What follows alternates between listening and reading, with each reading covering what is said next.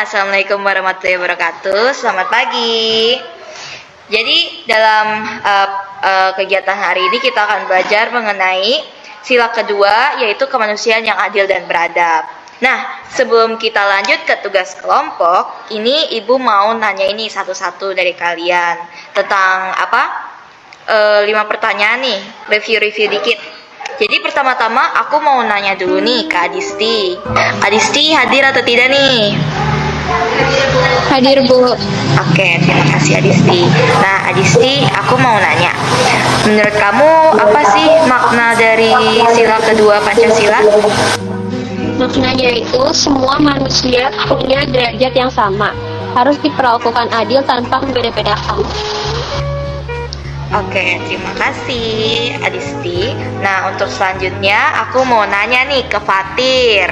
Nah, Fatir, menurut kamu apa dampak positif dari sila kedua Pancasila ini? Kalau dampak positifnya sih Bu, bangsa jadi damai dan rukun, tidak ada diskriminasi. Oke, terima kasih ya. Nah, selanjutnya untuk pertanyaan ketiga, aku mau nanya ke Nindi. Nindi hadir atau enggak nih? Hadir, Bu. Oke, Nindi, aku mau nanya, menurut kamu apa cara mengamalkan sila kedua dari Pancasila ini?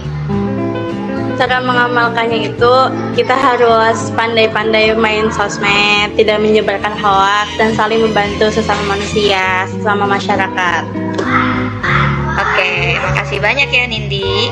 Nah, untuk yang keempat ini adalah mengenai hubungan sila kedua ini dengan sila yang lain. Ini pertanyaannya untuk Windikta. Windikta, menurut kamu apa hubungan sila kedua dengan sila yang lain? Sila kedua mendukung sila pertama, ketiga, dan kelima, Bu. Semua saling terhubung.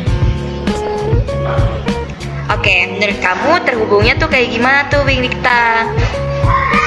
Jadi gini, Bu, kita untuk mewujudkan persatuan, kita harus saling menghargai kemanusiaan. Dan jika kita adil dan beradab, maka tidak akan ada diskriminasi antar suku atau antar daerah, Bu. Oke, jawaban yang bagus Windikta. Terima kasih ya. Nah, untuk pertanyaan yang terakhir itu mengenai penyimpangan. Nah, menurut kamu nih, untuk Sumaya, menurut kamu apa contoh penyimpangan dari sila kedua ini? Contoh penyimpangan seperti bullying, ujaran kebencian, atau provokasi. Oke, terima kasih ya semuanya. Silakan matiin mikrofonnya. Nah, sepertinya kita sudah cukup menguasai ya untuk 5 pertanyaannya tersebut. Nah, jadi kita langsung aja nih ke bagi-bagi kelompok aja nih buat tugas PPKN kalian. Nah, jadi anak-anak ibu yang ibu sayangi, sekarang kita akan mencoba praktik kita coba bagi-bagi tugas kelompoknya ini secara online. Jadi kita akan membuat diskusi tentang soal contoh penerapan sila kedua di kehidupan sehari-hari. Nah, kelompok pertama itu ada Windikta, Abdul Roshid, dan Adisti, juga Arkan ya. Terus untuk kelompok kedua itu ada Nindi, Fatir, dan Sumaya. Sebelumnya apakah ada yang ketinggalan nih? Siap, ada, Bu. Oke, nggak ada ya, aman ya. Wah, kelompok saya berat sebelah nih. Ada Abdul yang biasanya AFK. Lah, aku juga bisa kok kalau mau. Tapi jujur ya, minggu lalu kamu nggak ngerjain apa-apa sih, Dul. Jadi kita yang ngerjain sendiri.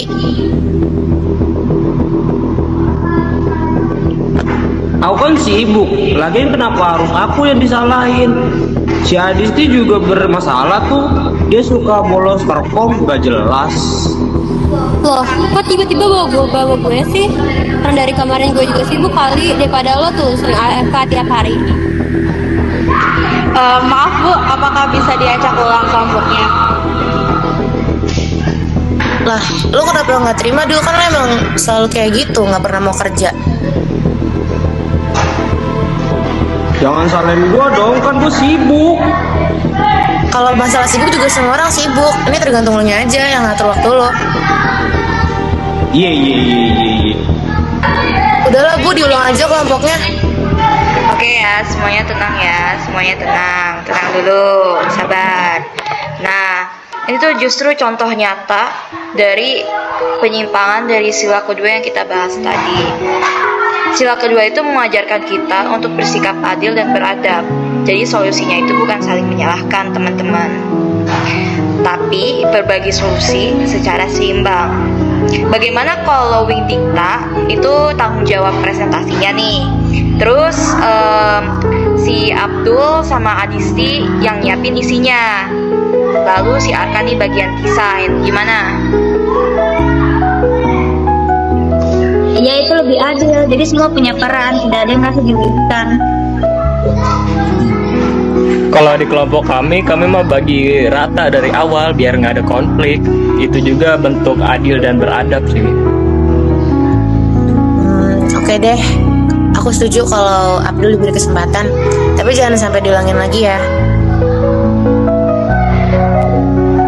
Iya, maaf semuanya. Aku akan serius kali ini. Kalau gitu fair ya, jangan tiba-tiba hilang pas presentasi. Nah, baguslah semuanya udah pada baikan ya. Jadi kita bisa lanjut ke bagi-bagi kelompoknya ini. Anak-anak, ini merupakan contoh nyata dari sila kedua Pancasila. Kita tuh nggak boleh menyalahkan satu sama lain, cuman harus menghormati. Begitulah sila kedua yang mempunyai kemanusiaan yang adil dan beradab. Nah, terima kasih ya anak-anak sudah aktif hari ini. Terima kasih.